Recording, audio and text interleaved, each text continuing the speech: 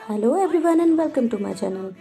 आज जब मैं ये रेसिपी बना रही थी तो मेरा बेटा बोला, मम्मा ये क्या फालतू सी रेसिपी बना रहे हो, कोई अच्छी सी रेसिपी बनाओ ना। तो मैंने कहा, बेटा जो चीज़ हमारे बड़े बुजुर्गों से जुड़ी है वो फालतू कैसे हो सकती है। उसने बोला, वो कैसे।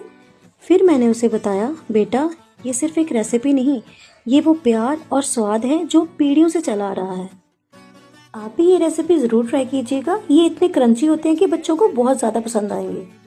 पंपकिन सीड्स को वॉश करके इसे एक टॉवल पे ड्राई कर लेंगे। इसके बाद इसमें थोड़ा सा ब्लैक सॉल्ट, वाइट सॉल्ट, हल्दी और हींग मिला के अच्छे से मिक्स कर लेंगे।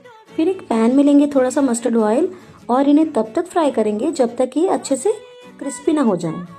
You can believe but trust me, market में मिलने वाले पंपकिन सीड्स और इनका कोई कंपैरिजन ही नहीं है। मेरे बेटे को तो ये बहुत ज़्यादा पसंद आए। आप भी ट्राई करो और एंजॉय करो।